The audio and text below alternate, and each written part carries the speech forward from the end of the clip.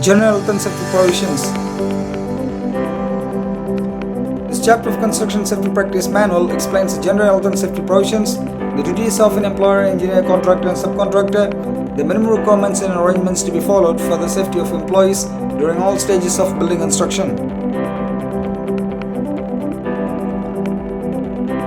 Engineer and contractor are responsible for the execution and safety of construction, compliance with laws and local orders, safety of all employees and attendees of the workplace, safety of adjacent buildings and public facilities, application of safety rules and procedures, providing technical, occupational, organizational and operational methods for progress. The employer is responsible for compliance with all legislations and regulations requirements on building construction. Consultant engineer must provide all applicable safety procedures, obtain objection certificates from authorities and compare it with the actual condition at site, refer to relevant plans and drawings of underground services and determine precautions to avoid them, protect employees with all possible and practicable means, review and approve the safety plan before its execution, appoint safety staff as per the requirement, conduct periodical safety meetings with the contractor at least every 15 days and document it. Ensure the commitment of the contractor towards health and safety. Contractor or subcontractor must comply with the occupational health and safety regulations and rules of Dubai. Develop a safety plan including all actions, arrangements and precautions. Submit the safety plan for consultant's approval. Keep a copy of a safety plan at site. Follow the standards including the contract or agreed upon worksite periodic meetings. Appoint safety staffs as per requirement and provide 24-hour security guards in the worksite. Get the risk assessment approved by the consultant. Conduct occupational health and safety training programs in accordance with the guidelines of Dubai municipality. Accident is an unexpected event which results in injuries, death and/or damages of machinery, equipment and property losses.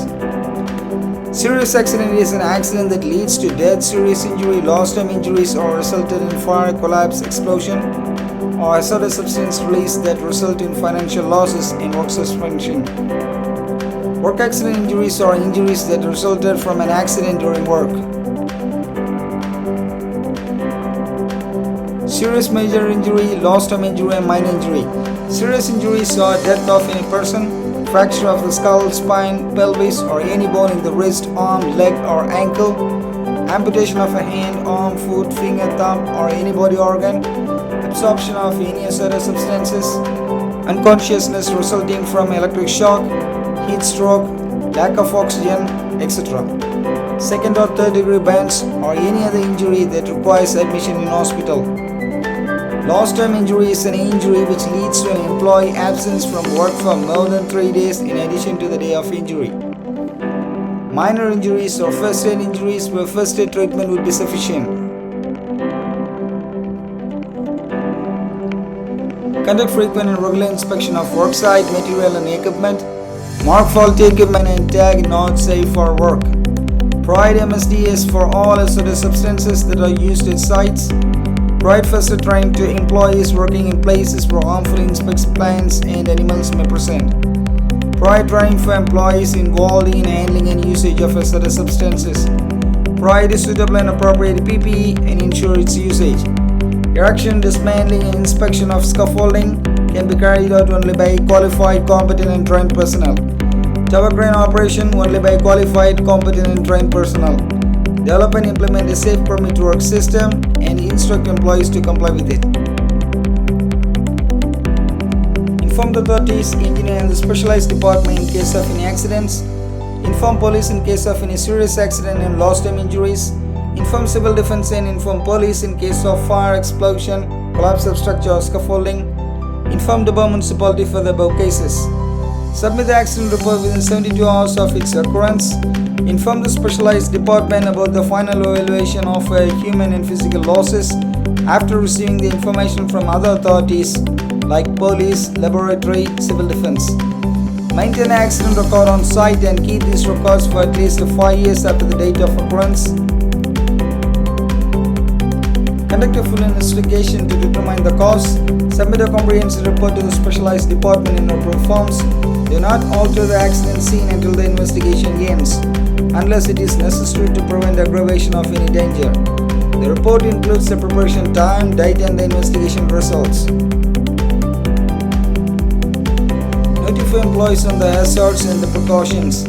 Instruct employees in the correct use of their PPE and RPE when entering into confined spaces.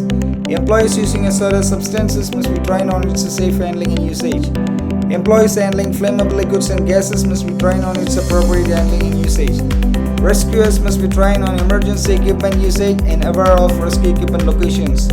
Single person must be trained on simplest and the most successful recognized system. Instruct employees on first aid procedures where harmful creatures may present. Provide sufficient firefighting equipment and train employees on its safe usage.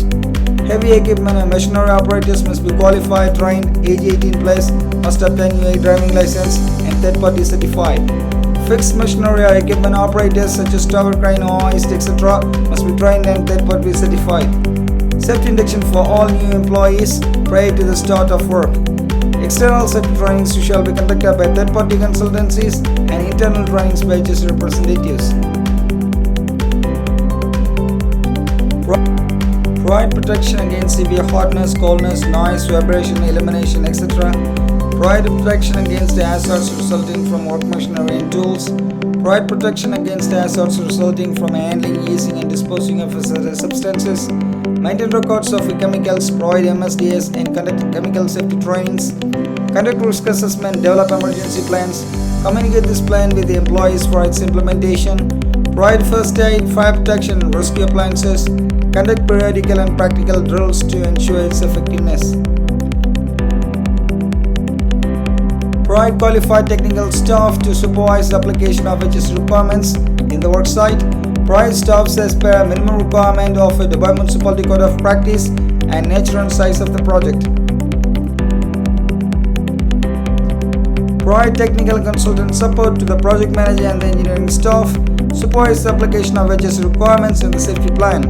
Prepare plans and timetables, programs for inspections. Train and qualify employees before permitting them to perform work. Deal with accidents, provide first aid, protect lives and properties. Keep records of accidents and work injuries. The following are the qualifications and experience that are required for safety staffs.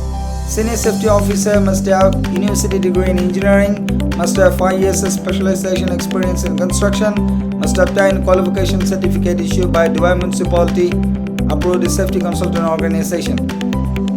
Safety officer must have diploma degree in engineering, 3 years technical experience in construction, obtain a qualification certificate issued by Dubai Municipality approved safety consultant organization. Safety inspector must have secondary school or industrial technical certificate, 2 years technical experience in construction, obtain a qualification certificate issued by Dubai Municipality approved safety consultant organization.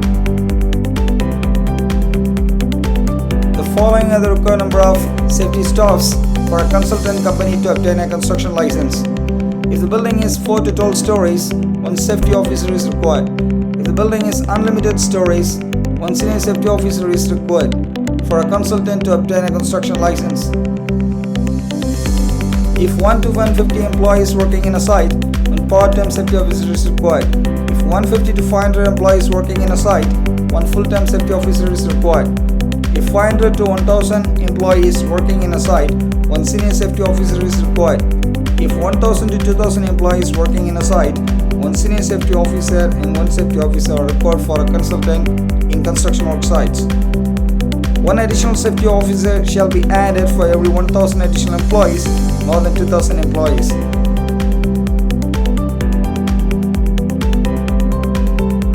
The following are the required number of safety staffs required for a contractor to obtain a construction license and for construction work sites. If the building is ground plus 1 story or less, 1 safety inspector is required. If the building is ground plus 4 stories, 1 safety officer is required. If the building is ground plus 12 stories, 1 senior safety officer is required. If the building is unlimited stories, 1 senior safety officer and 1 safety officer are required for a contractor to obtain a construction license. If less than 50 employees working in a site, 1 part-time safety inspector is required.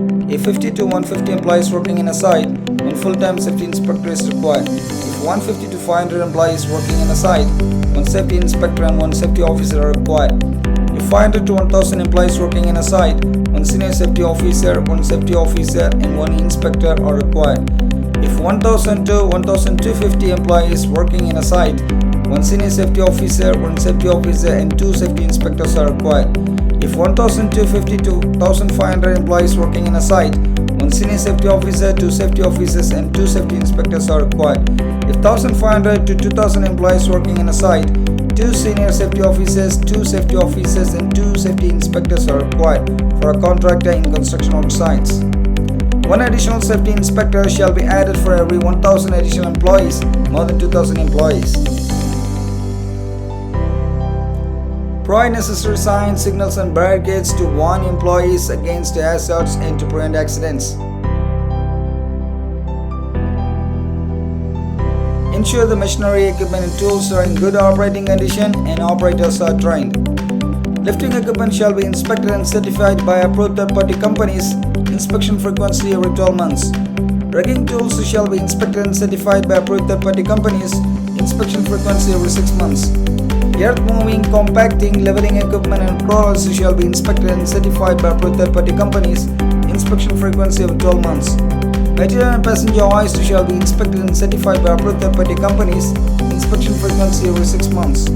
Supported scaffolds, suspended scaffolds, and cradles shall be inspected and certified by approved third-party companies. Inspection frequency every 6 months. These tests or inspection will be repeated in case of any alteration. Conduct regular and periodic maintenance and record it.